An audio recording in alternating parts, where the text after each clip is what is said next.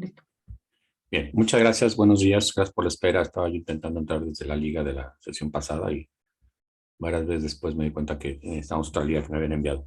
Muchas gracias. Bueno, pues vamos a continuar con este tema que dijimos es un tema, son unas sesiones un poco introductorias, contextualizadoras y, por qué no decirlo también, justificadoras del enfoque de este curso, de este diplomado, porque al final no es fácil, decíamos, apostar a que haya un enfoque ético que se dirija a una disciplina o al análisis de un campo que le es ajeno a la filosofía y le es ajeno a la ética. Eso hay que justificarlo, porque podría haber un enfoque ético. Y decíamos que el enfoque ético, que es la reflexión acerca de la validez o no de ciertas acciones humanas, pasa por o es parte del enfoque filosófico. El enfoque filosófico es el enfoque reflexivo acerca de la naturaleza o de límites y alcances de una realidad en particular. Ese es el análisis filosófico, el análisis que hacemos mediante la razón para establecer cuál es el porqué, cuáles son los límites y alcances de una determinada realidad. En este caso, cuando este análisis racional se hace acerca de la acción humana, pues cuando reflexionamos racionalmente acerca de los límites y alcances y el porqué de la acción humana, estamos hablando de la ética. Entonces, eh, por eso necesitamos hacer algunas precisiones, porque el enfoque racional, el enfoque reflexivo racional, no parte de cero, ni es inocuo, ni es aséptico. Siempre partimos de una cierta concepción de las cosas, de una cierta cosmovisión, de una cierta idea de lo que es la realidad, de lo que es el ser humano, cuando hacemos una reflexión racional. Entonces, cuando hablamos de la investigación clínica y su normatividad, estamos hablando de una actividad que nace en un contexto determinado de un tipo de aplicación de la ciencia. Por lo tanto, necesitamos recurrir a el análisis racional que hace nuestra inteligencia acerca de lo que es la ciencia, acerca de cómo procede la ciencia y dentro de ese análisis qué es o qué alcances tiene o qué límites tiene la investigación clínica. O la investigación y luego la investigación clínica. Entonces vamos haciendo ese como círculos concéntricos, ¿no? El más externo sería el análisis filosófico, el de en medio sería el análisis de más bien, sería los tres círculos concéntricos serán el enfoque filosófico, entonces, pero el más amplio sería el enfoque sobre la ciencia, el de en medio sería el enfoque sobre la investigación y después el centro, el más pequeño sería la investigación clínica. Entonces uno se va nutriendo de las reflexiones del otro, ¿no? Entonces estábamos diciendo que la filosofía, la investigación racional acerca del el mundo de la ciencia dependía de una preconcepción, dependía de una cosmovisión, dependía de una noción de la cual si nosotros tenemos cierta concepción del mundo, vamos a tener una cierta noción de la naturaleza y eso nos va a generar un cierto filtro para tener acceso, una ventana de acceso al conocimiento de la realidad y del mundo. Entonces, digamos, no es lo mismo si yo considero que el mundo, si yo tengo una concepción del mundo como un sitio ordenado, como un sitio regulado por leyes que son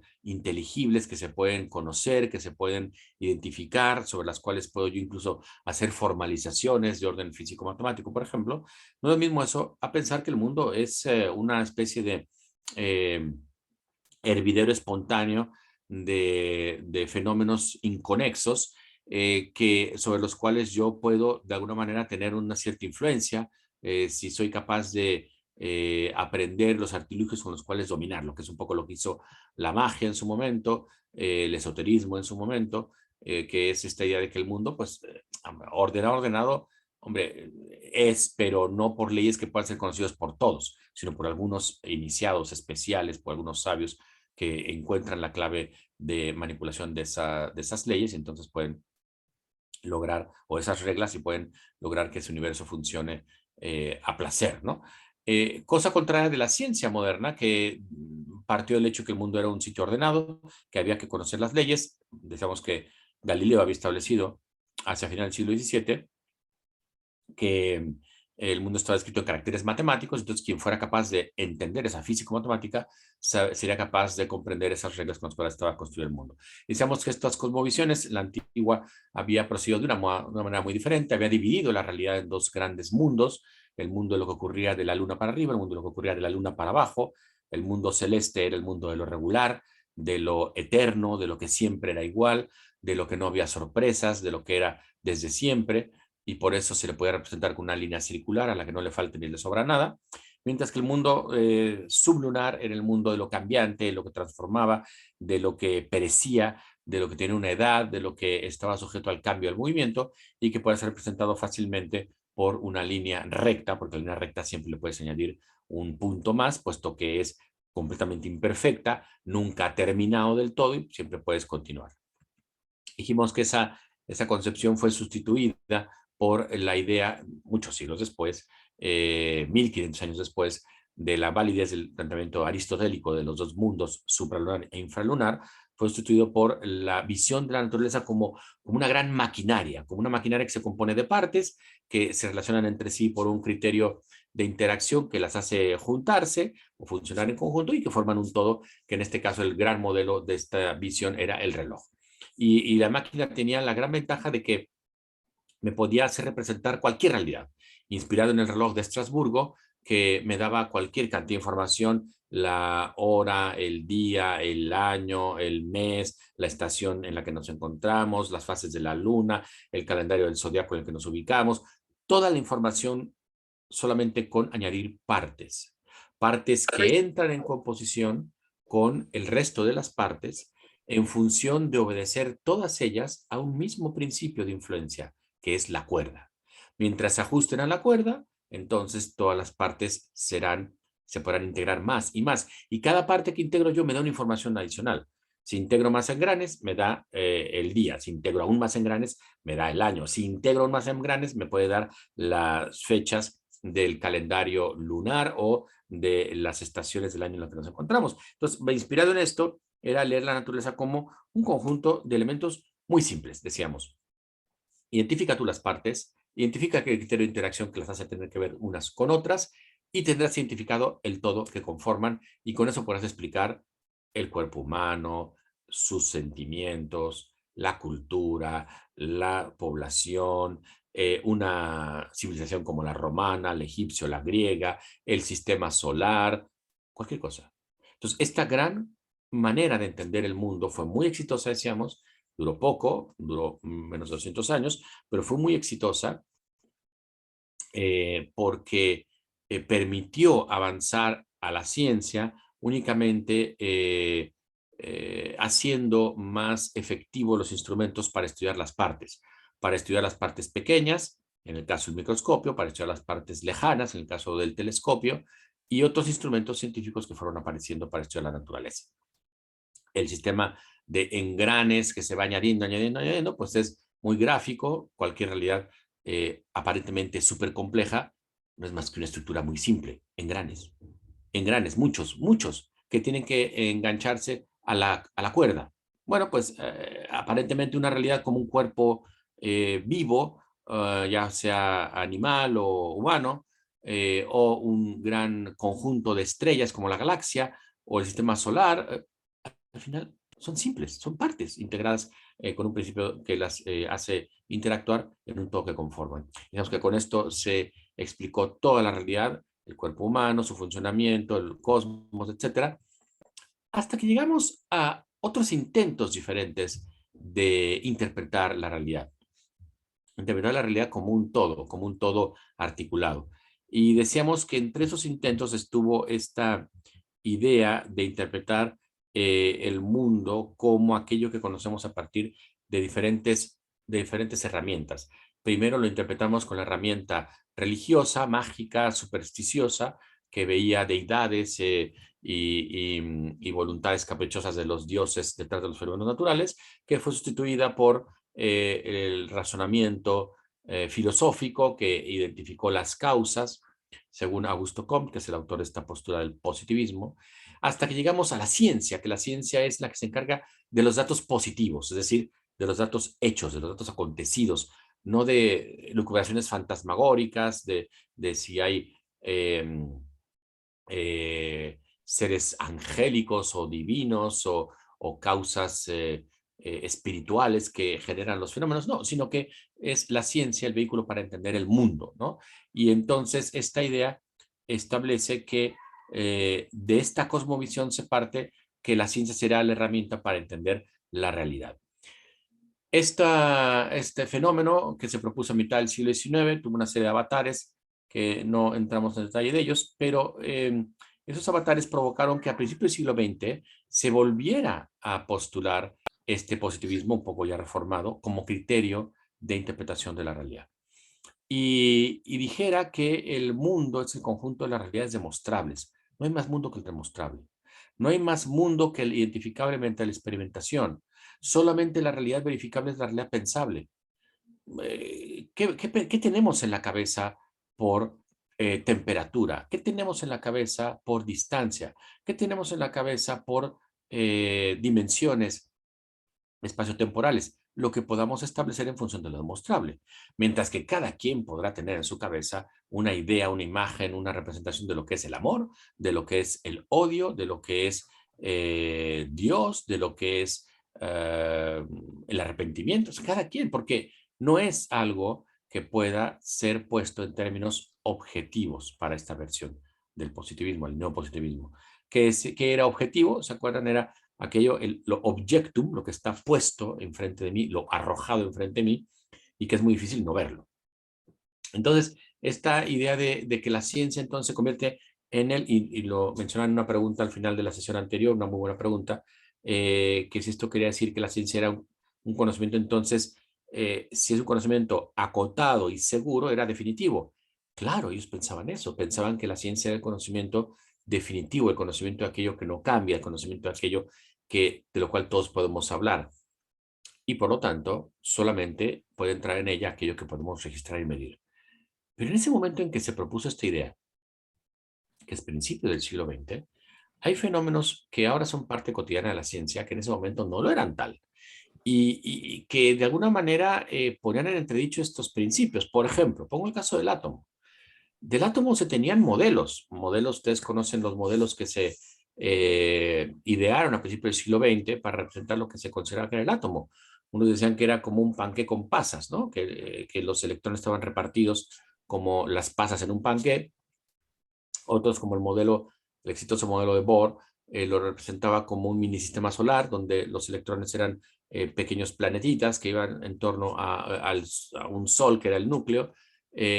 Bueno, pues luego se vio con los avances en la discusión de la física cuántica que eso no tenía sentido, ni lo del panqueque con pasas, ni lo del mini sistema solar, porque no hay manera de identificar, como sí podemos con un planeta, dónde va recorriendo su trayectoria en torno al Sol. No podemos hacer eso con el electrón, no podemos saber dónde va exactamente en torno al núcleo, porque si queremos sacar una fotografía de dónde está exactamente respecto al núcleo, tengo que hacer eso, detenerlo, sacar una fotografía, porque eso está moviéndose por todos sitios al mismo tiempo está en todos sitios, haciendo una especie de región o nube donde probablemente se encuentra, pero no puedo saber exactamente dónde se encuentra, y si quiero ver dónde se encuentra, al sacar esa foto, pierdo realmente su lugar real, porque saqué esa foto donde veo en ese momento donde estaba, pero no está ahí, o sea, está en todos lados. Y si en cambio yo quiero ganar en saber en qué región aparentemente está o en qué región probablemente está en esa nube de región de probabilidad donde puede estar el electrón girando en torno al núcleo, pierdo la ubicación precisa. O sea, si tengo el todo global, pierdo la identidad, pierdo la ubicación precisa.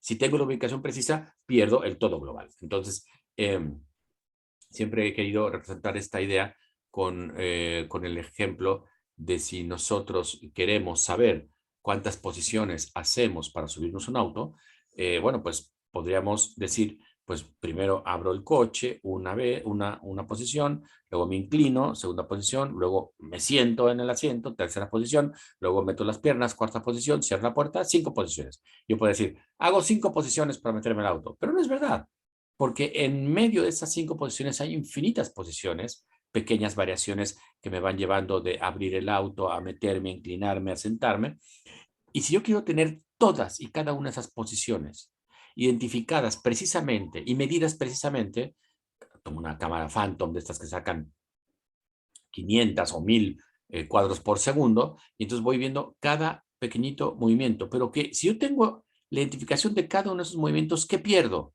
Pierdo el todo de meterme al auto. O sea, si me voy a quedar con cada posición pequeñita, no estoy con el movimiento que me mete al auto. En cambio, si lo que quiero ver es cómo me meto al auto, pierdo las posiciones identificadas pequeñitas. Entonces, ahí el observador tiene que escoger qué es lo que quiere, si posición o conjunto de momentos, ¿no? Bueno, esto generó que entonces, en su momento, se dijera, oye, pues el átomo escapa a las condiciones de estudio que dicen los no positivistas que debe tener la ciencia. Es decir, vamos, que el átomo no podría entrar en estas condiciones. No podemos estudiar científicamente el átomo si la ciencia fuera un conocimiento de aquello que es objetivo, es estable, es demostrable, es verificable. Porque el átomo no lo había visto nadie, ¿no? Entonces, claro, esto tuvo ciertos problemas porque entonces si hubiéramos ido por esa ruta, pues no hubiéramos tenido dentro de la ciencia toda la física atómica, nada más, ¿no? De la cual disfrutamos hoy actualmente con toda la teoría del conocimiento que sabemos de las partículas elementales y más. Entonces, esta postura, esta cosmovisión del neopositivismo fue criticada bajo la idea que sostenía de lo que era la ciencia, un conocimiento definitivo, un conocimiento articulado, un conocimiento que se va añadiendo, que es acumulable, que va siendo cada vez más completo. Y hay autores que dicen, cuidado con esta visión del mundo, como lo hizo Karl Popper, y aquí nos hemos quedado. Porque Karl Popper dice, a ver, la ciencia, a diferencia de lo que creen los neopositivistas, claro, y además, ojo que los no positivistas, estos señores que hicieron esta versión, eran científicos, eran físicos, sobre todo físicos matemáticos, o sea, sabían de lo que estaban hablando. Popper no es un científico, es un filósofo autodidacta, además, eh, es quizá uno de los más importantes filósofos de la ciencia de la primera mitad del siglo XX y además el que más influyó en los temas que se discutieron en la segunda mitad del siglo XX, toda la reflexión filosófica acerca de los límites y alcances de la ciencia, del conocimiento científico, del método científico y de cómo entender la práctica de la investigación, deben sus reflexiones pasar por las ideas de Popper, ya sea para validarlas, para refutarlas, para tenerlas en cuenta. Entonces, este señor austriaco, que había sido líder juvenil, comunista en sus inicios de juventud, de origen judío, había tenido que salir de Austria por el avance nacionalsocialista o nazi sobre Austria. Bueno, este hombre, muy joven, cuando era muy joven, se da cuenta de que la investigación, digamos, no investigación, de que las posturas absolutistas no iban a ningún lado. Cuenta que una vez estaba en un meeting de jóvenes comunistas y iban a hacer pues una revuelta, una manifestación, se sabía que iba a haber algo de violencia, y cuando se sabe que iba a haber violencia, le dicen al líder que lo organizaba, oiga, aquí hay riesgo de que haya algún estudiante muerto, porque va a cargar la policía con los estudiantes. Y la respuesta de este líder marxista lo dejó atónito. Y ahí dice, fue un quiebre. En su biografía dice, aquí fue un quiebre que hoy sabemos fue un quiebre epistemológico, es decir, un quiebre de interpretación de la realidad. Que le dijo, bueno, sí, pero en realidad eso no importa, porque si caen algunos, lo que importa es el movimiento, no cada uno. Entonces ahí dijo, wow, ¿qué es esto? O sea, nos están llevando al matadero, donde cada uno de nosotros no importa, lo que importa es el todo indiscutible del movimiento. Lo que importa es esa estructura de poder a partir de la interpretación de una parte de la realidad, convirtiéndola en todo, que es la ideología. Lo que importa es que estemos fundidos en esa masa del movimiento y no la conciencia, la postura y el aporte personal de cada uno. Y ahí tuvo un quiebre, porque entonces se dio cuenta que los movimientos o las visiones o las concepciones absolutistas no llevan a un conocimiento de la verdadera realidad. Porque en la realidad vemos seres individuales, fenómenos particulares que están coordinados unos con otros, que no se diluyen. Es decir, por más que yo sepa que esto es un vaso, no voy a pretender decir, bueno, es un vaso más, que es realmente lo menos importante. Lo importante no es este vaso que tengo en la mesa, lo importante es que sigamos produciendo vasos. Eso si lo hace una persona que se dedica a la industria, quiebra. Si no se preocupa por control de calidad de cada vaso que vende, de cada caja de producto que está metiendo esos vasos en cada caja, que es realmente lo que le llega al consumidor, la caja concreta de vasos concretos, pues está perdido, porque ni modo que él diga, no, no, oiga, fíjese que compré una caja de sus productos, de sus vasos, y al momento de llevármelo a la boca se me rompió y me corté. Pues quiero que me responda por la mala calidad de sus vasos. Y si el constructor dijera, el fabricante dijera, bueno, a ver, yo hago vasos. Si a usted le pasó esto, bueno, pues no sé, yo hago vasos, ¿no? No me hago responsable de cada vaso, yo hago vasos. Sería absurdo, ¿no? Es decir, dice Popper, no podemos pretender que en la realidad existen seres generales, diluidos, absolutos y omniabarcantes, no, son seres concretos. Por lo tanto, la ciencia tiene que ser un ejercicio de estudio de seres concretos. Seres concretos que debe saber la ciencia, la investigación científica debe prever que el método que use para investigarlos no podrá abarcarlos a todos, porque los instrumentos son limitados por el objetivo de un microscopio o por la mirilla de un telescopio. Entra cierta cantidad de luz y nada más, no toda la luz posible. Yo no puedo pretender que por la mirilla de un telescopio, por más telescopio Hubble que sea, va a entrar todo el universo, porque tengo un límite de alcance en la distancia y de apertura en la mirada cuando dirijo un telescopio al espacio. No hay un telescopio que pueda ser, eh, que fuera esférico, tridimensional esférico, y que captara todo el universo al mismo tiempo. No lo hay. Y si lo hubiera, estaría captando, aunque captara todo el universo al mismo tiempo, estaría captando únicamente aquellas estrellas de las cuales ha llegado su luz a nosotros. Pero aquellas que no llegó su luz no lo está captando. Entonces, no hay manera de tener, mediante un instrumento experimental, el conocimiento completo de nada. Por lo tanto, la articulación teórica que analiza esos datos particulares tampoco puede pretender ser un estudio universal, definitivo y completo de nada. Es un estudio de la realidad que tengo enfrente de mí, a la cual voy accediendo mediante los instrumentos científicos, y que hoy por hoy es lo que tengo, y cuya validez será aquella que esté respaldada por lo que hoy tengo, pero que seguramente mañana, con mejores instrumentos, con una mejor explicación, mejor articulación teórica, podré completar más.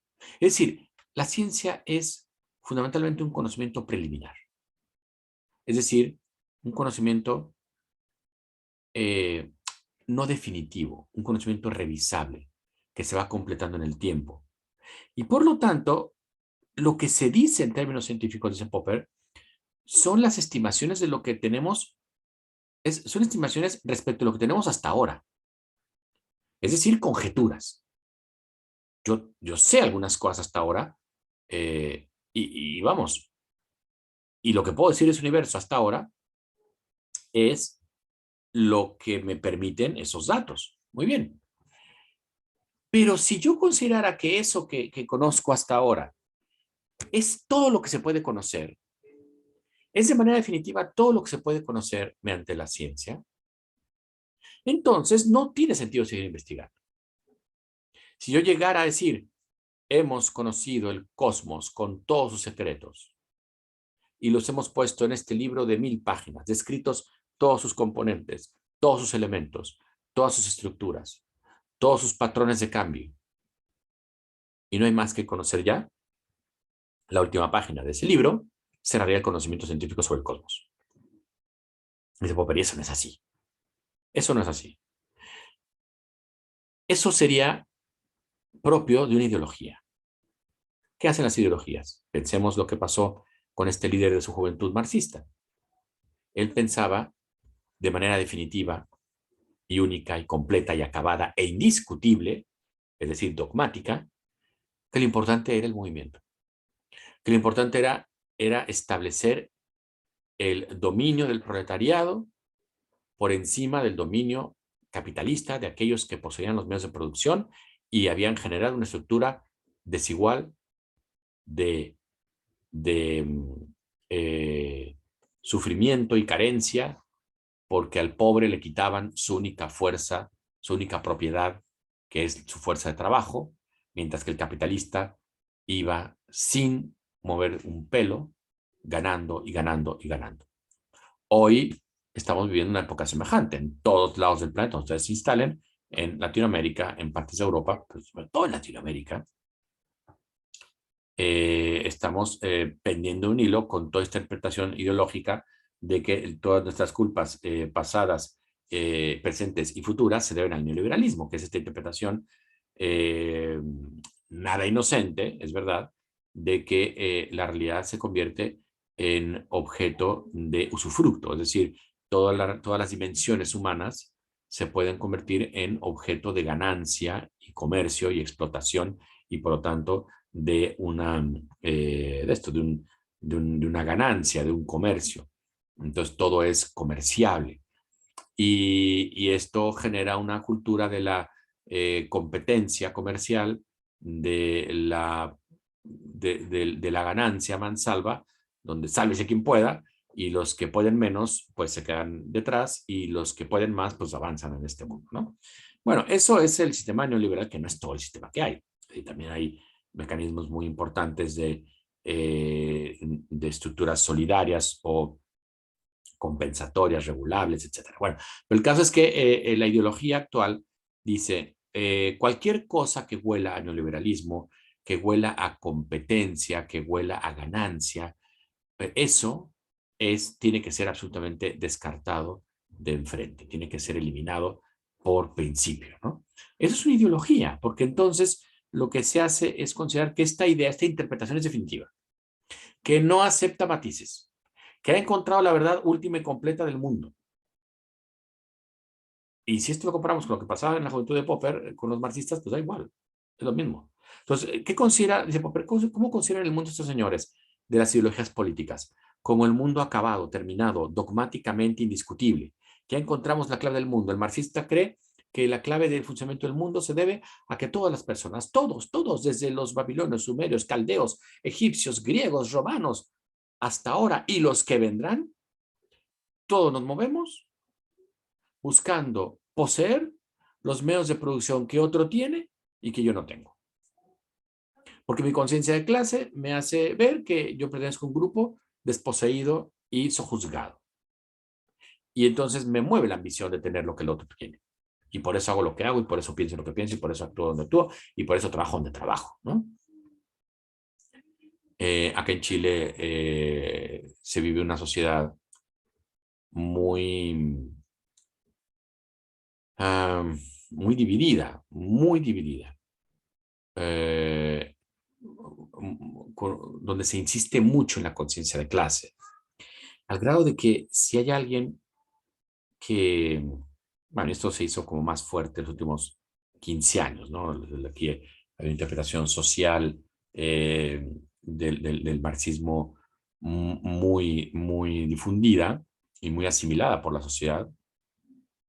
Entonces, al grado de que si alguien se superó, si alguien, no sé, es la primera persona que tiene carrera universitaria en su familia y logró salir de una comunidad con carencias y ahora vive en una casa pues donde no están todos habitando en una sola pieza, sino que es una casa con 2 baños, que tiene 3 recámaras, que a esa gente se le juzga como una gente desclasada.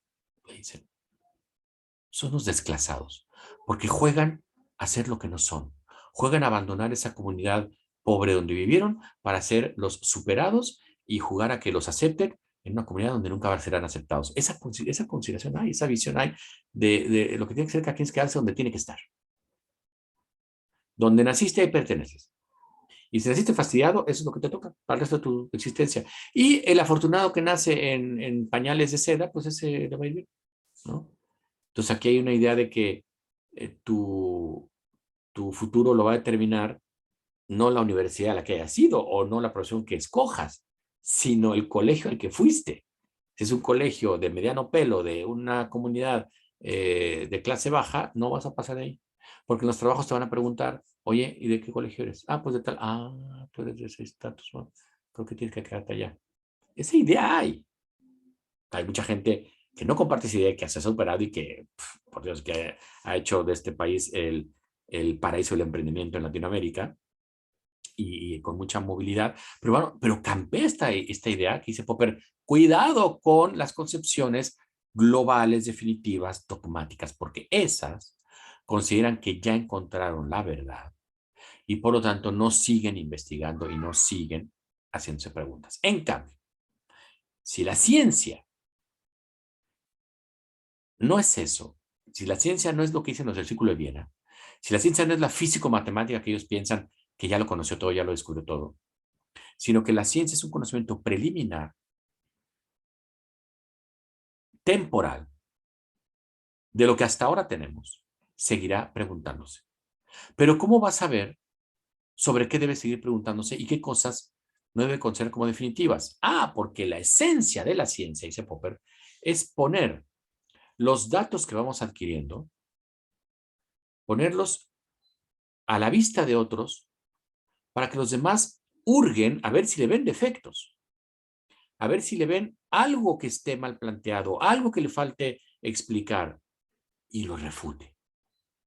No lo expongo yo para que los demás lo avalen, lo aplaudan y me saquen en hombros diciendo, ya descubrió lo más importante que había que descubrir del electrón, de la mitocondria, de las células, del ecosistema, de la atmósfera de Venus.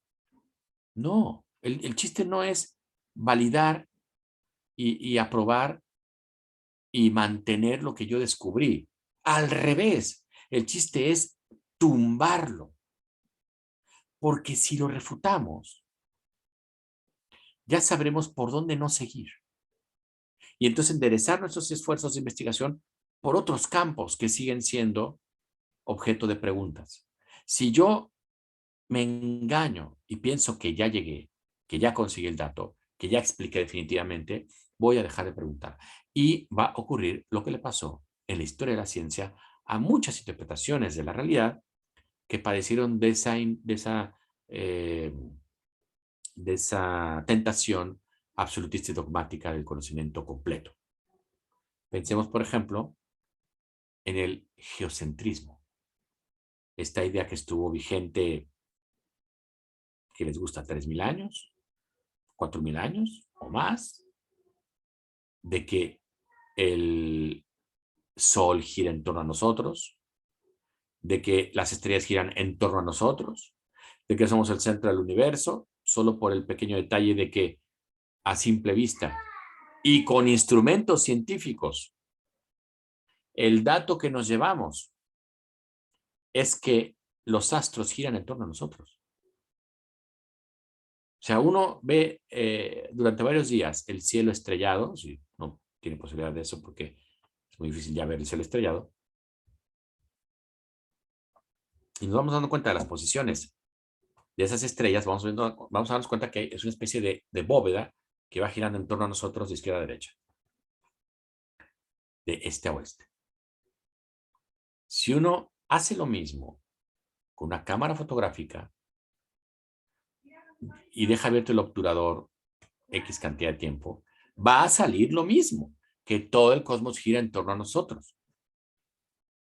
Si uno rastrea con el telescopio espacial o con cualquier instrumento cómo se va moviendo un planeta, cómo se va moviendo la galaxia, hace este fenómeno de alejarse de nosotros y de tener a nosotros como eje de su movimiento, de rotación. Es decir, esta idea no es simplemente, no salió de un defecto de instrumentación, salió de una perspectiva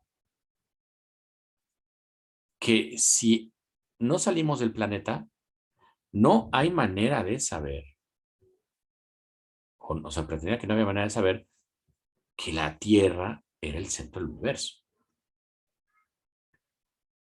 Hoy nos han enseñado a nosotros, desde muy pequeños, que esto no es así, que no es el Sol el que se mueve, que es la Tierra la que se mueve alrededor del Sol. Y un efecto óptico nos hace pensar que es el Sol el que sale y se pone. Oriens, nace, que nace. Poniens, el que se pone, se mete. Oriente, poniente. Eso nos han enseñado que no es así de suyo, es al revés. Es la rotación terrestre la que hace el efecto óptico de que el Sol sale y se mete.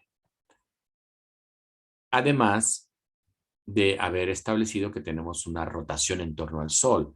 No es el Sol que gira en torno a nosotros durante los días y los demás planetas también durante los días, sino también que durante el año su cambio de posición se debe a que es la Tierra la que se mueve. Porque, ¿qué registró la humanidad desde siempre? Si uno ve hacia el norte,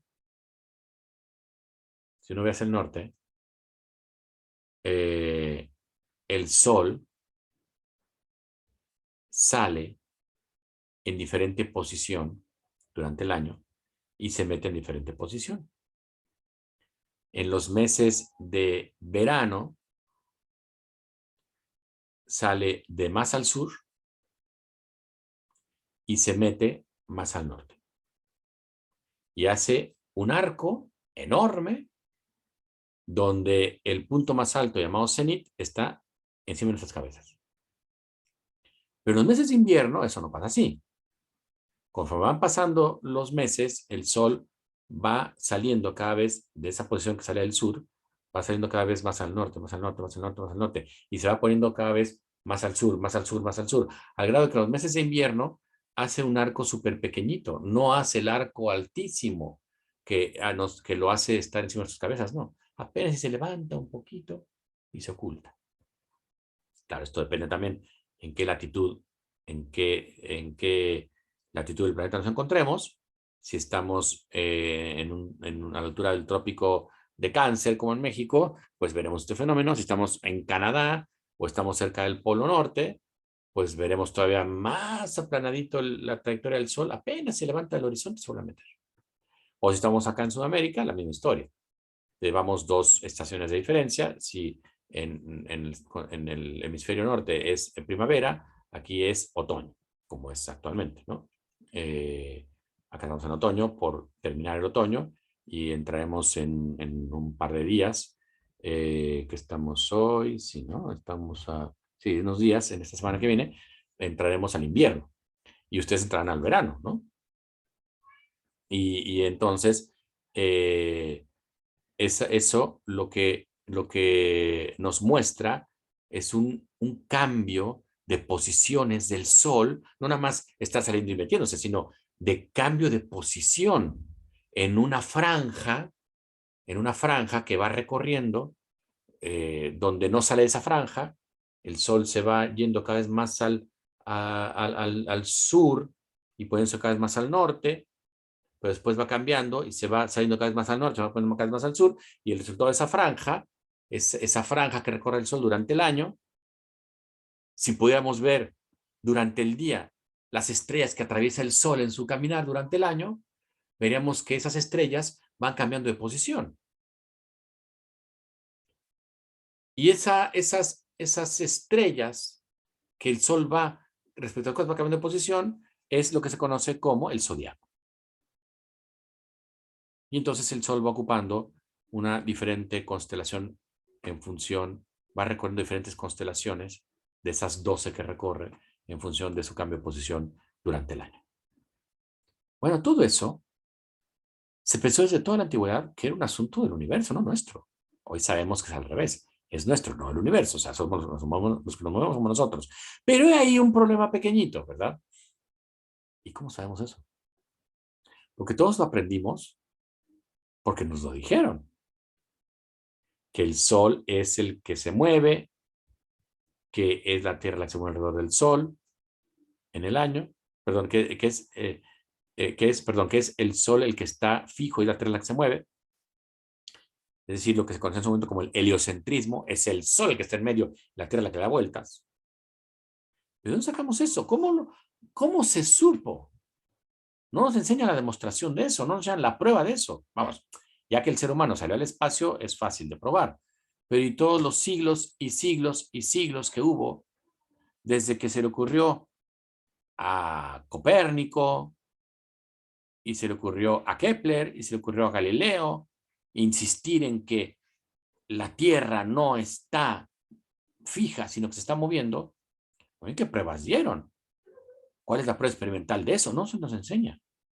Y lo creemos dogmáticamente, sin la capacidad de mostrarlo o de explicar al menos cuál es su fundamento. Repito, sin haber salido del planeta, porque hubo varios siglos, 17, 18, 19, 20, 400 años en que el ser humano no salió del planeta y creía dogmáticamente, muchos millones de humanos creían dogmáticamente que era la Tierra la que se movía. Es más, yo los puedo culminar, casi decir retar, a que busquen cuál es la prueba científica, repito, antes de salir al espacio. ¿Qué prueba científica hay de que la Tierra es la que se mueve y no el Sol? Porque razones para pensar que la Tierra tenía que estar fija no faltaban. Decían en tiempo de Galileo, cuando él estaba necio insistiendo en que sí, la Tierra se mueve, es más, les voy a dar una prueba. Entonces, a ver, dame una prueba. Las mareas. ¿Cómo que las mareas? Sí, sí, sí. Si yo tengo un objeto con agua y lo voy moviendo, voy viendo cómo esa agua hace valles y crestas, ¿no? Pues igual las mareas que es la subida y bajada del mar varias veces al día, se debe a que la Tierra iba con toda su masa moviéndose alrededor del Sol, ¿no? Ya se conocía perfectamente, se conocía desde 500 años antes de Cristo que la Tierra es redonda, es más, se conocía su diámetro, se calculó de hace 500 años antes de Cristo, se calculó el diámetro de la Tierra redonda, esférica, con un error de 20 kilómetros, o sea, se conocía perfectamente que era redonda. Se había calculado el tamaño que tenía.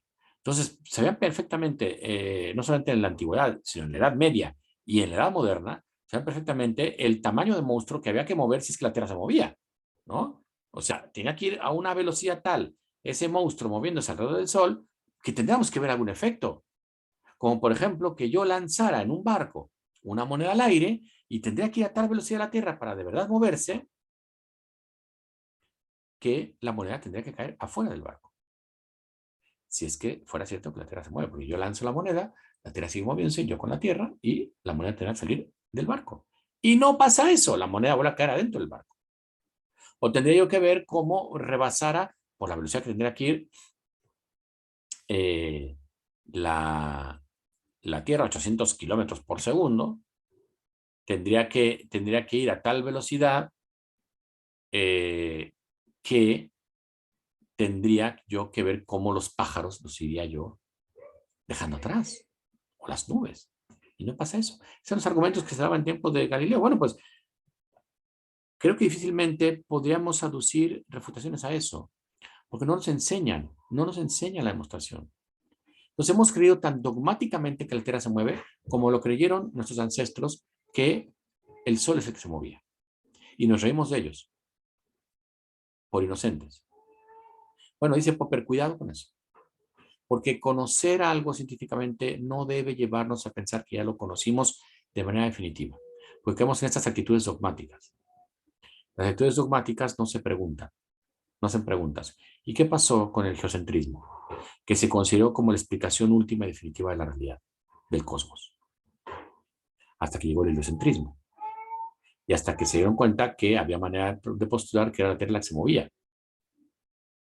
Bueno, y así ha pasado en muchas ocasiones. El cosmos que observaron los egipcios, los chinos, los babilonios, y que dejaron registrados, porque a simple vista, a buena vista, que es difícil tener hoy, pero si tuviéramos la capacidad de ver con una vista 20/20 en un cielo brutal y absolutamente estrellado, eh, la cantidad de objetos visibles a simple vista son 6.000 objetos. Es decir, 6.000 estrellas, planetas, lo que sea, 6.000 cosas, cometas. Eh, todas las estrellas, hoy sabemos que todas las estrellas que vemos a simple vista, repito, son parte de nuestra galaxia. A simple vista no vemos estrellas que estén fuera de la galaxia, son parte de nuestra galaxia. Ya con instrumentos científicos vemos estrellas fuera de la galaxia. Pero lo que quiero decir es que si pudiéramos ver todos los objetos del cosmos, esos 6.000 objetos del cosmos, pues nos daríamos cuenta, comparando lo que vemos, si pudiéramos registrar o tomar una fotografía, comparando con los registros de los babilonios, de los sumerios, de los caldeos, de los egipcios, de los griegos, de los romanos, de los chinos, son las mismas estrellas. Las mismas. Aparentemente hay algunas que, hombre, aparecieron, las novas, ¿no? Otras que aparecieron y desaparecieron, los cometas. Pero son los mismos objetos, los mismos planetas, los mismitos, tan mismitos, que son aquellos a los que nombraron los griegos y los romanos, y decimos nombrando con los nombres que ellos les pusieron. Los mismos. La misma luna, las mismas figuras en la luna. Hoy podemos reconocer el supuesto conejo que está en la luna, que hablan los aztecas. ¿Por qué siguen los cráteres en la luna? No se han ido, ahí están, igualitos. Es decir, lo que nos muestra nuestra visión es que el universo no ha cambiado, es el mismo, es estático. Es estático. Está ahí desde que siempre, ya sea desde que fue creado para el que es creyente, o ya sea desde que está allí para el que no piensa que debe haber una explicación sobrenatural al surgimiento del cosmos. El mismo cosmos. Entonces, autores tan reputados como Newton, como Galileo mismo, pensaban que el universo era estático y que había estado así. Newton era brutalmente devoto, creyente, cristiano, como lo era Galileo también, que estaba así desde que Dios los creó. Dios creó el mundo, puso las estrellas y se acabó. Ahí está, desde siempre, desde esa época. Entonces, dice Popper, el problema es que eso se consideró científico, o sea, la conclusión de que el universo es estático se consideró una conclusión científica y no se siguió preguntando nada hasta que llegó una anomalía y descubrieron el científico Georges Lemaitre,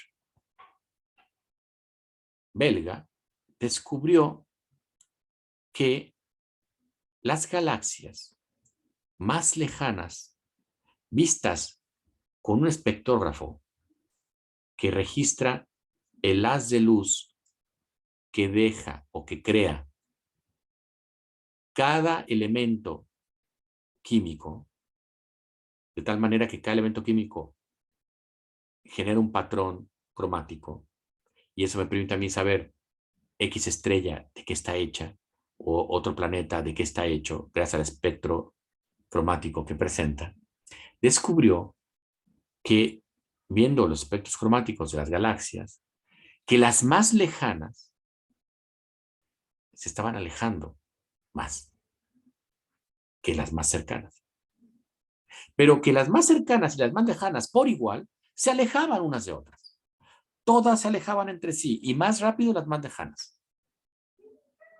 ¿Saber qué es esto? Espérame. Si eso se está alejando, quiere decir que el universo no ha estado siempre así.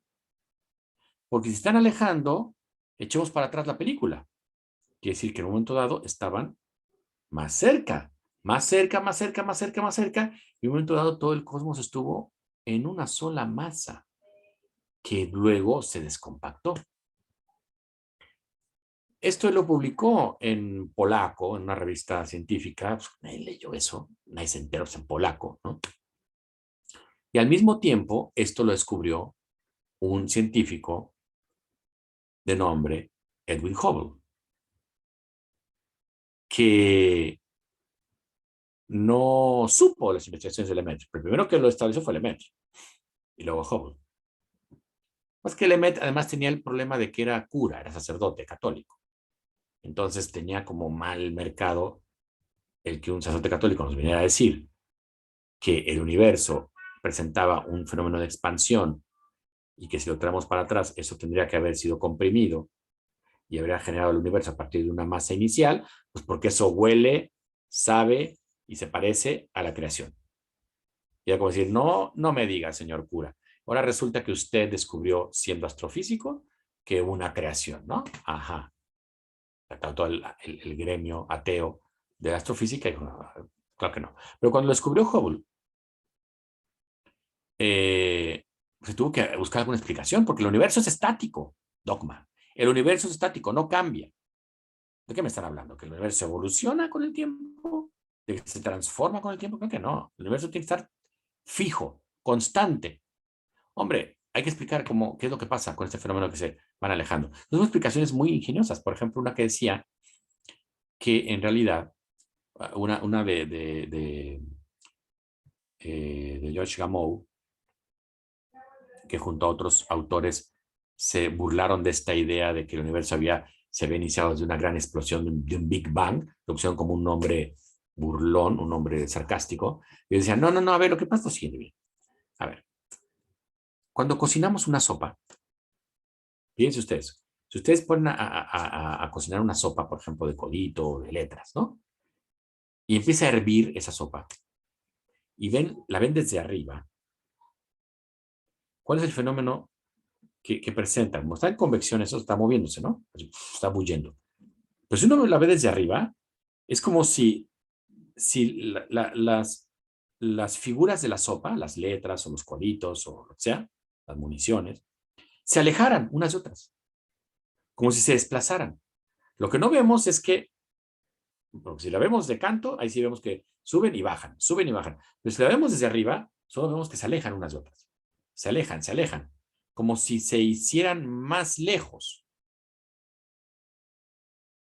En realidad, dicen ellos, lo que está pasando es que está surgiendo más materia en el cosmos. Está apareciendo materia que está desplazando la materia que tenemos. Esa materia que es desplazada luego se extingue. Vamos, no, porque violaría el principio de no se crea, se destruye. Solo se transforma. Se transforma y entonces al final, aparentemente, se incorpora nueva materia, pero luego se transforma la anterior y va quedando tablas. Pero el universo es estático. Está en un estado estático, constante. Con estos fenómenos ópticos que nos hicieran parecer que se expande, pero no, no se expande en ningún lado. Cuando hizo Lemaitre y también Hubble su cálculo de, a ver, si el universo, si echamos la película para atrás y el universo estuvo todo compactado en una primera masa, es impresionante porque tendría que estar unas energías altísimas. Pensemos lo que tenemos que usar de energía para descompactar algo. Si yo quiero romper este vaso, cuyas partes están integradas y compactadas, lo tengo que aventar con una cierta fuerza. Mi hijo de 1 y 2 meses no es capaz de romperlo, a menos que lo lance, es típico de un bebé, lo tome de una superficie alta y lo tire, y ahí sí se rompe. Pero si él tuviera 2 meses de edad, seguramente ni siquiera podría mover el vaso. Si tengo que imprimir una energía tal, en este caso tengo que aventar con tal energía el vaso que se rompa. Puede ser que lo lance y no se rompa, tengo que aventar todo más fuerte. Bueno, si lo quisiera yo descompactar es una cama, pues tendría que darle unos buenos martillazos muy fuertes, tendría que usar más energía para descompactar esa cama. Si lo que quisiera descompactar es una casa, ya no sirve ningún marro y ningún martillo. Tengo que traer una maquinaria pesadísima con mucha energía, ¡pum!, que la va golpeando hasta deshacerla. Si tuviera que descompactar una ciudad y barrer con ella, destruirla, mucho más energía. Pues pensemos lo que tendría que usar de energía para descompactar y destruir el planeta, el sistema solar, el Sol, la galaxia. Si todo el universo está completamente compactado en una misma masa, todo el universo en una sola masa, eso tiene una altísima e impensable energía, con una física que no conocemos. Porque una física que funciona a tales altísimas energías no las tenemos a la mano. Tenemos que recrear ciertos fenómenos que hagan parecer cómo ocurre, cómo funciona la física a altas energías, como por ejemplo los aceleradores de partículas. Yo hago un acelerador de partículas de un par de kilómetros, pequeñito, como que tiene la UNAM, o tengo un acelerador de partículas de varios cientos de kilómetros, como el del CERN en la frontera de Suiza y Francia, y ahí pongo a correr un haz de luz a toda la altísima energía, y luego, ¡pum!, lo pongo con un objetivo, ¡pum!, y se descompone esas partículas en otras subpartículas, ¿no? Pero no alcanzan a reproducir las altísimas energías que se tuvieron en el inicio del cosmos. Vamos, tendría que tener una acelerador de partículas que tuviera el tamaño de toda la galaxia, para poder medio acercarme a reproducir cercanamente esas altísimas energías, cosa que no hay. Había un proyecto que canceló Obama, un proyecto de hacer una acelerador de partículas en el sistema solar, entonces poner varios satélites que hicieran que fueran echando el haz, ¿no?, de luz, y luego un objetivo donde golpeara. Pero bueno, el punto es que estudiar altísimas energías es muy difícil. Lo más que podemos tener de altísimas energías son lo que son los rayos cósmicos. Atrapas un rayo cósmico y estas altísimas energías y puedes estudiar un poquito cómo era la física parecida al Big Bang. Bueno, el caso es que, dice Popper, pues ahí está. Todo el mundo pensaba que el universo era estático hasta que se encontraron con un fenómeno que era una anomalía a esa visión. ¿Y por qué se fueron para atrás con ese descubrimiento? Bueno, en principio la idea fue hacerlo menos. Decir, no, eso no es un descubrimiento, es una anomalía, pero sigue siendo dogmáticamente estático el universo. Si eso se descompactó, obviamente en cada momento de descompactación y en el primeritito momento de descompactación, aunque eso hubiera estado unas energías impensables, obviamente en el primer momento de descompactación ya estaría en una millonésima menos de caliente que cuando está todo compactado. Y mientras más descompactado está un poquito menos caliente, hasta que ya llegamos a la temperatura fría que tiene nuestro cosmos. Pero si eso hubiera ocurrido, decía Lemaitre, y también las observaciones de Hubble, si eso hubiera ocurrido en todo el universo, y todo se está alejando de todo, como si todos estuviéramos siendo inercialmente objetos de una explosión, tendría que haber algún rastro de ese primer momento en que se descompactó, esto, una especie de eco de ese primer tronido. Y calcularon más o menos qué temperatura debería tener ciertas regiones del cosmos como resultado de ese fenómeno. Eso quedó en teoría. Hasta que en el año 65, dos técnicos de la compañía Bell que estaban instalando un radiotelescopio, no un radiotelescopio, una antena para registrar estática y señales del cielo, descubrieron una estática, un hiss que aparecía en una cierta región del espacio. Hay que colocar bien la antena, ¿no? Es la época en la que cualquiera de nosotros tuvo esa experiencia de tener mal sintonizada la televisión, y entonces había este hiss que hoy ya nadie conoce porque esto ya no es así, pero en el mundo analógico pues tenías este problema, y resulta que lo dirigieron para otro sitio y aparecía ese hiss, y para otro, y en todas dimensiones. Entonces ellos hicieron el cálculo de esta estática, ¿qué temperatura tendría? Los científicos publicaron eso, los científicos calcularon eso y eureka, se dieron cuenta que correspondía al cálculo hecho por Lemaitre, por Hubble, de la temperatura del cosmos al inicio de la descompactación. Es decir, estos señores, Penzias y Wilson, habían descubierto el eco de la primera descompactación del cosmos, es decir, habían corroborado científicamente que ocurrió un Big Bang. Y se les dieron el premio Nobel de Física. Dice Popper, ¿ya ven? Si nosotros hubiéramos quedado en una situación dogmática de la ciencia, ya llegamos, ya conocimos, ya no hay nada más que descubrir, nos seguimos preguntando y no sigue habiendo investigación. Y gracias a que alguien intentó refutar lo que Newton establecía de el universo eterno, es que fuimos avanzando en la ciencia. Ejemplo más paradigmático para Popper. Universo, lo explico y nos vamos a un descanso.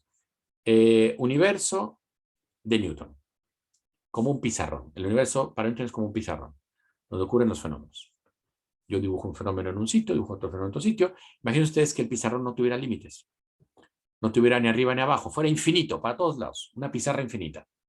No habría manera de saber qué está detrás, qué está delante, qué está arriba, qué está abajo, qué está primero, qué está después. Todo está en el mismo plano, en la misma pizarra. No habrá manera, no hay un punto universal único de referencia. Dice Newton, todos esos objetos que están en esa pizarra, que es el espacio,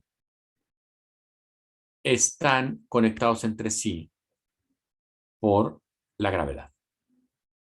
La gravedad es esa fuerza que conecta todas las masas entre sí, cuya influencia se da en función de la masa que se posea y el cuadrado de la distancia que lo separe.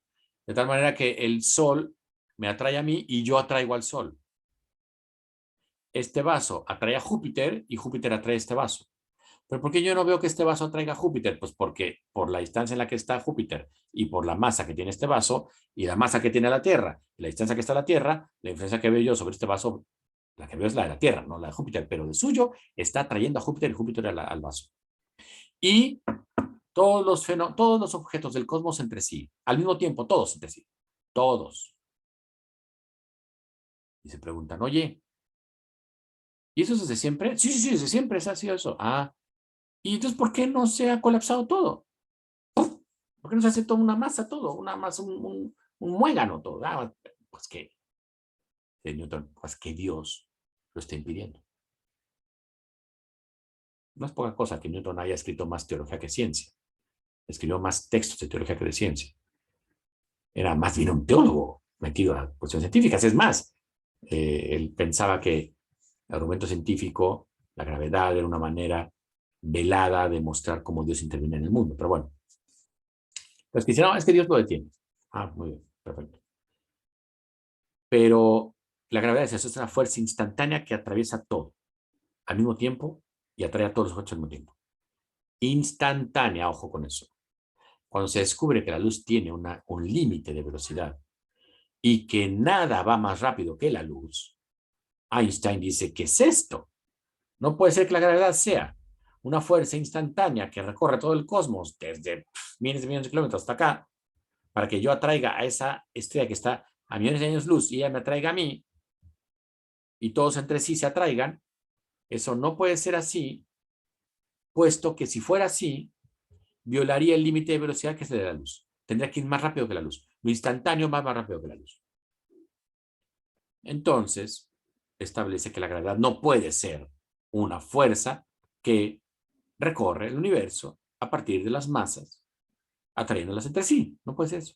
Dice otra cosa.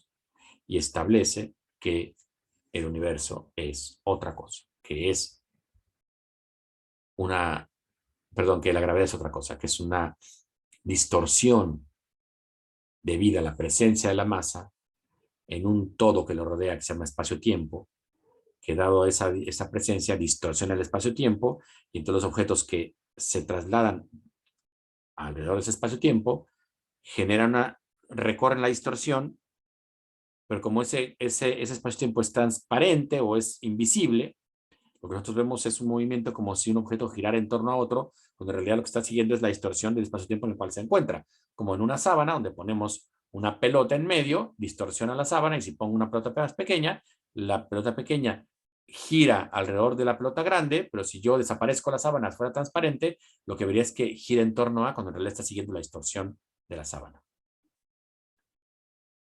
Distorsión. Ajá, ¿y qué más? Creo que no le creyeron nada.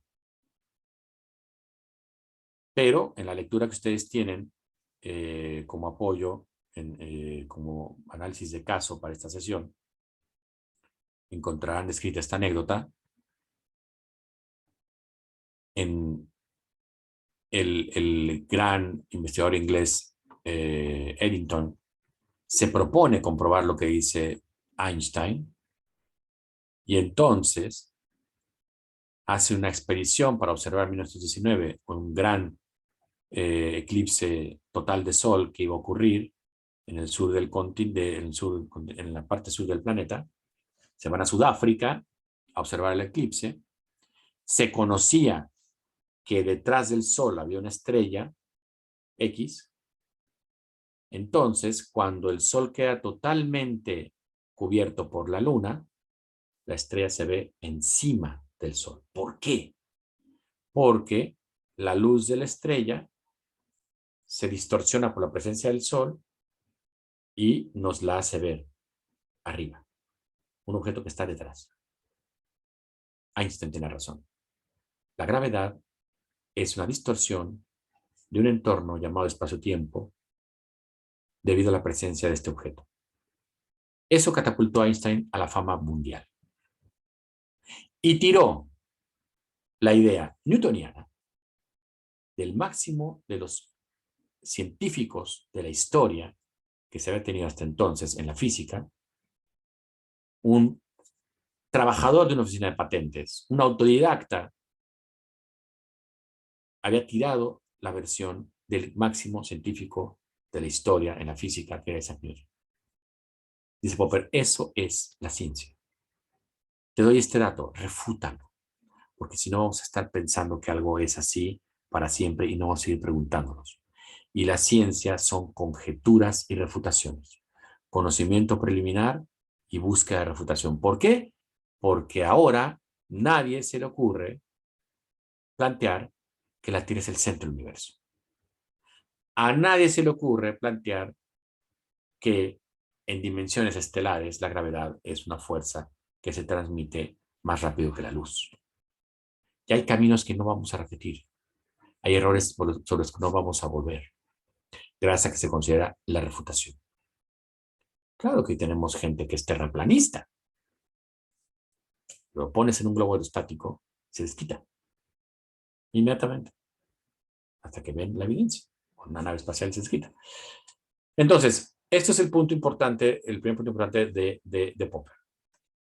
La ciencia no es un conocimiento definitivo, es un conocimiento preliminar, es un conocimiento hecho a partir del intento de refutación, más que de confirmación, y de lo contrario es portarse como los dogmáticos, como los teólogos, como los metafísicos, como los psicoanalistas que piensan que la conducta se debe a traumas y complejos y no nos sacas de ahí, como los marxistas que piensan que la lucha de clases es el motor de la historia, no nos sacas de ahí, como los que dividen la realidad entre conservadores y liberales, no nos sacas de ahí, los ideologizados no nos sacas de ahí. Eso no es ciencia. Bien, vamos a dejar aquí, si gustan, vamos unos 10 minutos y seguimos con la segunda parte para replantear qué pasó con esta versión de Popper, al final cómo nos afecta en la visión científica del mundo a nosotros y lo que tiene que ver con la investigación y investigación clínica. Entonces, continuamos en un momento más. Listo. Bien, gracias. Entonces, esta reflexión que hizo Popper fue muy importante porque eliminó cualquier cualquier intento de considerar la ciencia como definitiva. Otros autores igualmente influyentes, prácticamente igual que Popper, sobre la reflexión acerca de qué es la ciencia y sus límites y alcances, discípulos de él, establecieron que, en efecto, la ciencia sí es un conocimiento provisional, que no es definitivo, que está puesto para ser refutado, que está puesto para ser afinado, para no considerar algo como ya tenido una sola vez y para siempre. Imagínense ustedes que los libros de física,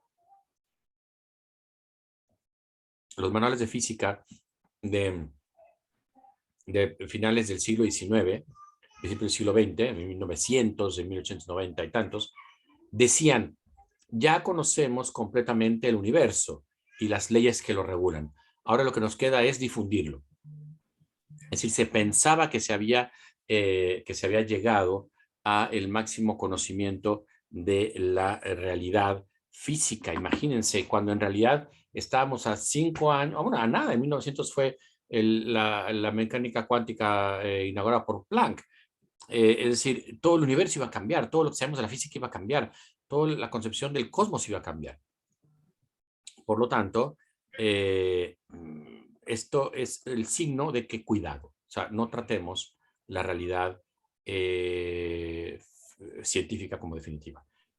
Entonces, los autores posteriores decían, por ejemplo, Thomas Kuhn, decía, sí, Popper tiene razón, pero, ojo, la ciencia no solamente es un conocimiento no definitivo, provisional, sujeto a refutaciones y que se articula con base en conjeturas. También la ciencia es una actividad inmersa en una sociedad, en un momento determinado, social, político, económico, y también recibe esas influencias. También hay que considerar eso, que la ciencia está a expensas de los problemas que para una época son más importantes que para otros. Lo vimos ahora en la pandemia. En la pandemia, la investigación científica en determinados países se dirigió prácticamente y exclusivamente a la investigación o de las vacunas o de cómo encontrar un tratamiento o cómo encontrar una terapia que hiciera llevadera a la gente que estaba muriendo por el COVID, ¿no? Y eso fue una decisión de los gobiernos, de quienes tienen los dineros, de quienes articulan las políticas públicas acerca de ciencia. Acá en, perdón, acá en Chile hubo una cosa muy interesante. En cuanto surgió la pandemia, se hizo un solo sistema de operación de laboratorios. Es decir, tanto los laboratorios privados como los de las universidades, como los de las clínicas, las clínicas privadas, los hospitales públicos, suspendieron todas sus investigaciones, suspendieron todos sus proyectos y se dedicaron exclusivamente a procesar muestras de PCR. Nada más. Eso permitió que durante un año o año y medio, de manera sostenida, se hicieran entre 50.000 y 70.000 pruebas diarias de PCR. Y eso permitió que se hiciera un análisis objetivo y real de cuál era la situación de la pandemia en este país, ¿no? Y eso es una decisión de gobierno. Es una decisión en la que los investigadores que tienen sus propios proyectos de genoma, perdón, de medicina genómica, de agentes patógenos, de lo que sea, tuve que suspender, porque el gobierno dijo, señores, se acabó, todos a secuenciar muestras para ver a cuál de las variantes pertenece, si es positivo o negativo, etcétera, etcétera. Entonces, esto fue una política de Estado, como suelen ser las políticas de Estado en materia científica. En nuestro país, en México, creo que yo vivo en Chile, soy mexicano, en México esto lo marca el Plan Nacional de Desarrollo. Antes se llamaba Plan Sexenal, que imitaba esta eh, propensión ideológica de los gobiernos mexicanos de parecerse a gobiernos extranjeros, hizo que el famoso plan quinquenal soviético fuera replicado en los tiempos de Echeverría, López Portillo, y yo creo que también fue así con de la Madrid, como el plan sexenal, ¿no? Que es cada 6 años se reinventaba el país. Y entonces ahí se decía qué se iba a buscar, qué se iba a implementar, ¿no? Y luego se convierte en el Plan Nacional de Desarrollo, donde también se dan las políticas para ese sexenio en materia de producción, en materia de comercialización, en materia de vivienda, en materia de educación, en materia de ciencia y tecnología. Y entonces ahí se dice qué se va a trabajar, cuál va a ser la prioridad de investigación en el gobierno durante este sexenio, ¿no? Y así lo hizo el CONACYT es el que va marcando la pauta. Cuando entró Fox, una reunión donde se les dijo a los científicos, se les dijo, señores, este régimen, esta administración va a poner énfasis en investigación aplicada, ¿no? Porque vamos a tener esto con una especie de criterio gerencial, ¿no? Entonces, señores matemáticos, señores cosmólogos, señores humanistas, olvídense, o sea, ustedes no producen, ¿no? No van a tener el apoyo que van a recibir sus pares, ¿no? Bueno, no los pares, sino los de otras disciplinas. Eso es la típica política o influencia política, social, económica que va configurando los problemas que atañen a la ciencia. O sea, los problemas son identificados por las estructuras extracientíficas, ponen a trabajar a la ciencia en esos problemas y la ciencia encuentra soluciones estándares a esos problemas y todos contentos, ¿no? Hace un esquema de vacunación y entonces va funcionando. Cuando te aparece un brote de una enfermedad que nadie conocía, un brote de otra cosa que nadie había estipulado y los tratamientos que se tienen a la mano se aplican y no funcionan, pues vas buscando otra cosa y le vas buscando. Esto se le llama Thomas Kuhn la ciencia normal. La ciencia normal es la operación estandarizada de la ciencia que va atacando los problemas tradicionales que van ocupando a una determinada comunidad, ¿no? Y que eso pues, los gobiernos lo van regulando, ¿no? Entonces, cuando la, las prácticas, los análisis, los datos que se tenían a la mano no sirven ante los nuevos problemas, entonces hay que buscar caminos diferentes, hay que buscar desarrollos diferentes. Y eso le llama la ciencia extraordinaria. Innovaciones científicas. Y entonces, esas innovaciones científicas van intentando resolver problemas que la ciencia normal no puede. Y cuando lo logra, entonces se convierten en el nuevo tratamiento, en los nuevos protocolos, en la nueva manera de atacar un determinado problema científico y se vuelve a convertir esa ciencia que había sido extraordinaria en ciencia normal. Y así va avanzando la ciencia, así va avanzando. De tal manera que eso va generando una manera estandarizada de atacar los asuntos, de enfocar los asuntos a investigar por la ciencia y por investigación. Y eso se convierte en una manera de hacer las cosas, en una manera de articular la investigación sobre la realidad. Cuando ya se hace de manera diferente, cuando la manera como se procedía ya no sirve y va dando pie a otro modo diverso de hacerlo, entonces se cambia el paradigma.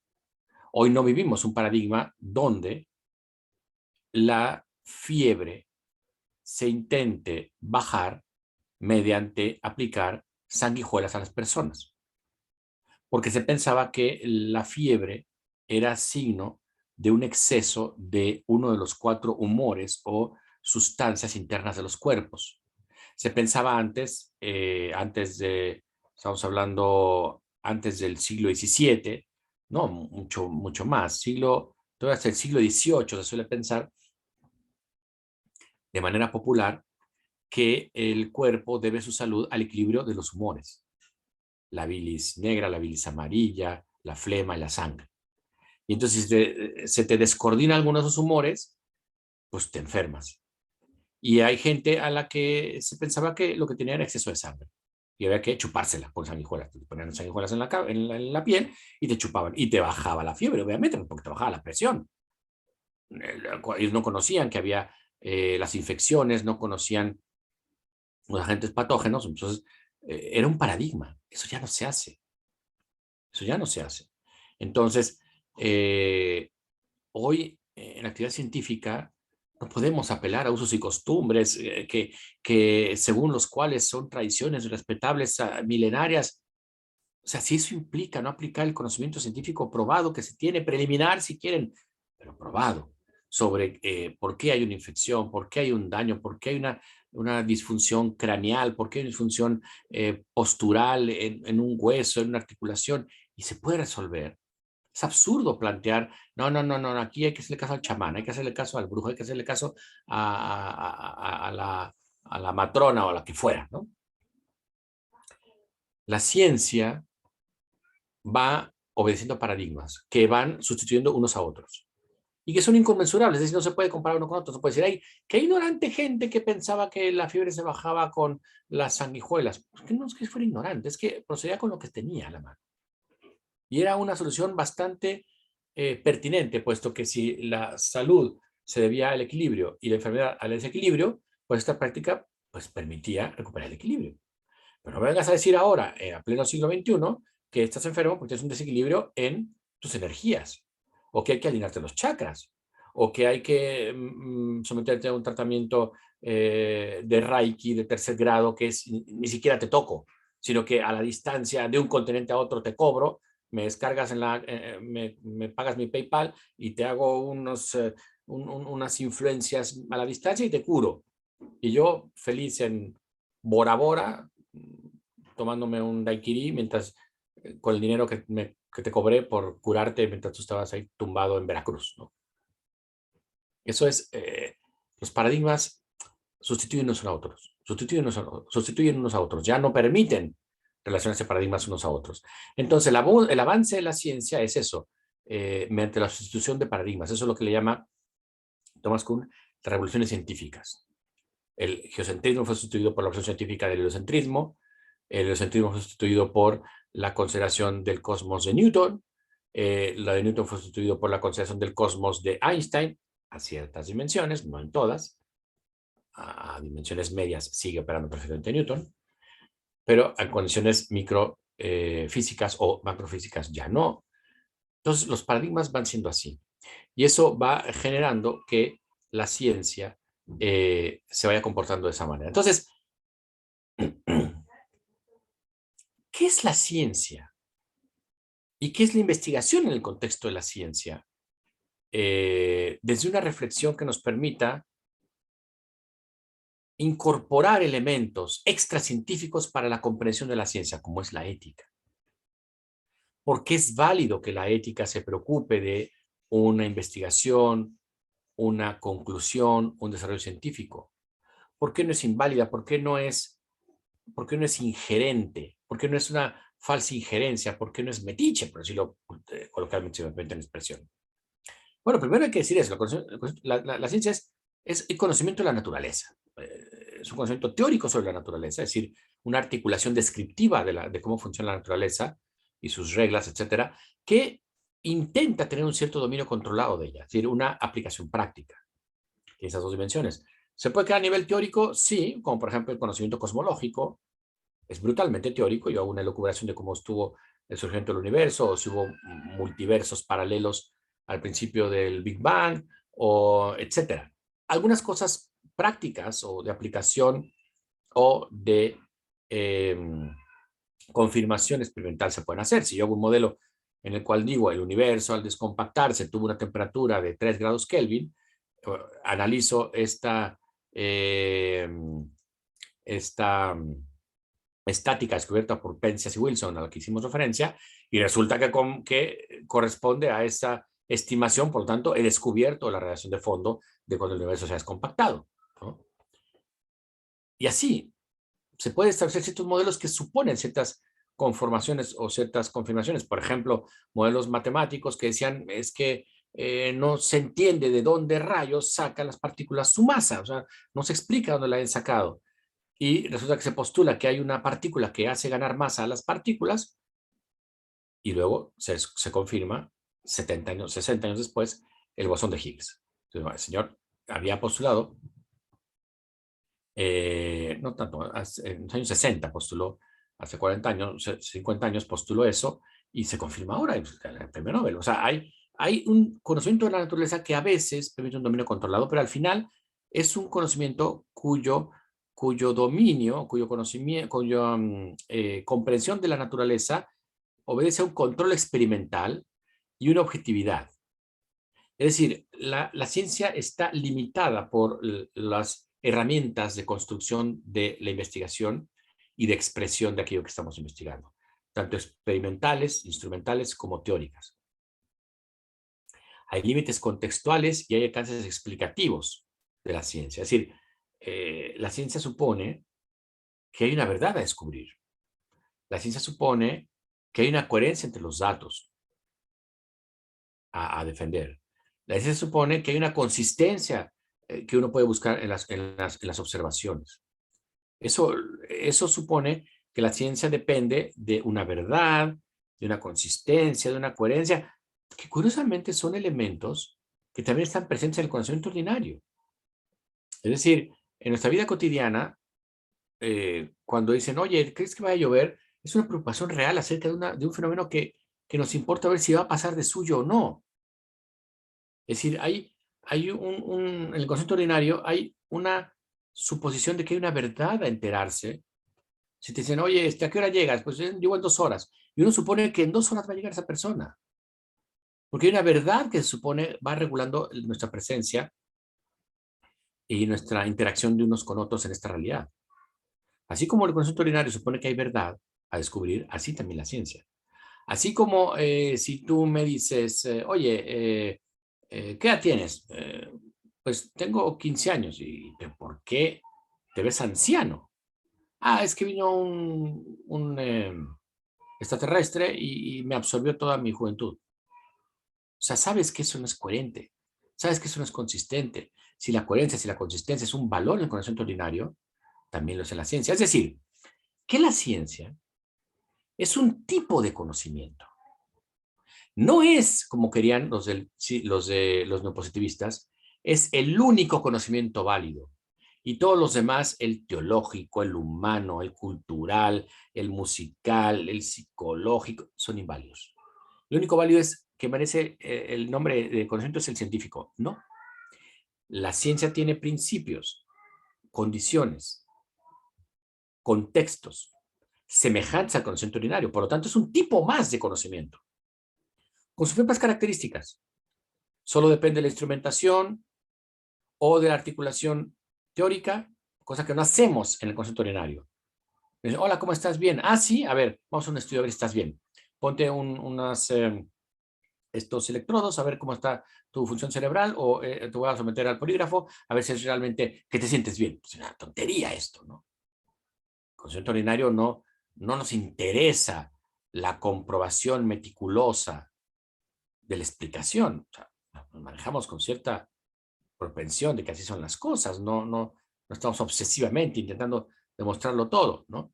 Entonces, en la ciencia experimental es un tipo diferente de conocimiento, pero es un conocimiento tal cual.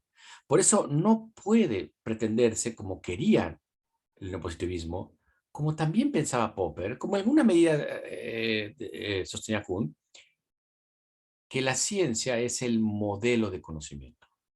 Y que el conocimiento que tengamos acerca de cualquier cosa, si queremos que realmente ese conocimiento, tiene que parecerse a la ciencia. Eso no. Por tanto, vamos viendo ya que la ciencia y la investigación que se hace dentro de ella, y desde luego la investigación clínica, tiene contextos, tiene condiciones, tiene controles, tiene elementos que lo van acotando. Y por lo tanto, corresponde a los resultados de un tipo de acción humana, entre otras muchas. Si la ciencia es un tipo de conocimiento, entre otros muchos, para llevarla a cabo se requiere un tipo de acción, entre otras muchas. Yo puedo irme a tomar un café con un amigo, como también puedo ir al laboratorio a trabajar para corroborar una investigación que estoy haciendo, un protocolo que estoy haciendo, y para ambas cosas necesito una decisión voluntaria y libre. Es decir, ambas son acciones humanas. Y las acciones humanas, toda acción humana, está sujeta a una reflexión de si es prudente mantenerla o no, si es prudente que siga haciendo estas acciones o no, y por qué. Es decir, de una valoración ética. Por eso, aunque el progreso científico es acotado, es histórico, etcétera, la ciencia como actividad no va sola. Como actividad humana está en relación, en coordinación, lo que se llama en subalternancia, con otras disciplinas que van regulando la acción humana, van regulando la acción humana. Entre ellas la ética, que va diciendo qué es pertinente conservar, qué no. ¿Hasta dónde estaría bien? ¿Hasta dónde no? ¿O hay dudas? O investiguémoslo, o dialoguémoslo. Es decir, hoy por hoy la ciencia nos arroja que la naturaleza es un gran conjunto de fenómenos, es un conjunto sistémico de interacciones, complejo, evolutivo. Todo el cosmos está evolucionando. Las estructuras que conocemos hoy, las leyes que hoy conocemos en la naturaleza, no han existido siempre y no van a existir siempre. El mundo de la vida es un mundo evolutivo, el mundo de la naturaleza física también es evolutivo. Y para comprenderlo de manera global necesitamos diferentes enfoques. No podemos pretender que el único enfoque de comprensión de la realidad es el científico. No, tenemos que ser capaces de ver cómo lo científico se interactúa con lo humano, cómo lo humano, pero con lo social, cómo lo social con lo psicológico con lo anímico con lo bioquímico con lo ecológico con lo astrofísico con lo cultural. Y para eso necesitamos no una mente que revuelve todo, sino una mente conectiva, una mente interdisciplinar, una mente que permite identificar, ubicar preguntas comunes de metodologías que son ajenas y que deben seguir siendo ajenas. El método con el que funciona la química debe ser propio de la química y no tiene por qué parecerse aquel método con el cual funciona la arquitectura, o con el que funciona la sociología, o con el que funciona la historia. Cada una debe tener sus propios límites metodológicos, pero las inquietudes conectivas, esas deben mantenerse en el ser humano. Son los métodos los que deben mantenerse completamente disciplinares y diferentes, pero son las inquietudes humanas las que necesitan mantenerse conectivas e interdisciplinares, no reduccionistas. Solo así es posible validar que una disciplina como la ética tenga algo pertinente que decir sobre una disciplina o disciplinas científicas y sobre la investigación que se hace en ese contexto y sobre la investigación clínica. Si no hay un reconocimiento de que la ciencia es un tipo más de conocimiento, entre otros, con sus propias características propias, irreductibles, específicas, pero que comparte elementos de validación como el resto del conocimiento, no se va a reconocer que la actividad científica es un tipo de actividad como el resto de las actividades y donde toda actividad es sujeta de un escrutinio de validez, de conveniencia, de pertinencia, como es la ética. Y ese es el camino para poder plantear válidamente que la ética venga a asomarse a la investigación clínica y proponga una normatividad. Y no sea esto tenido como una falsa injerencia, una inválida injerencia de una serie de métodos que son ajenos a otros y que cometen una especie de efecto de intromisión. Con esto en la mente, tenemos ya la posibilidad de avanzar al siguiente tema que veremos la semana que entra. Luego vendrá otro profesor y luego el tercer tema, el cuarto, lo verán de nuevo conmigo. Entonces, con esto dejaría la exposición. Hay un caso que ustedes tienen que resolver, una actividad que les hemos puesto. Yo el jueves voy a dedicar unos pocos minutos al principio que dialoguemos sobre el caso que en principio uno pretende que el caso esté leído para el sábado, o sea que el jueves hagamos una exposición y el sábado dialoguemos un poco. Esto como la primera sesión, he querido un poco avanzar más en lo temático, pero eso intentemos hacerlo el jueves. Digamos unos minutos a lo que tenemos que haber hecho hoy de platicar sobre el caso del primer tema y luego veremos la exposición del segundo tema y el sábado que entra intentemos dialogar un poco sobre el caso de análisis del tema 2. Entonces yo con esto abriría espacio, quedan muy poquitos minutos, pero si alguien quisiera plantear alguna duda, un comentario, etcétera, podemos abordar. Muchas gracias, doctor. ¿Alguna pregunta?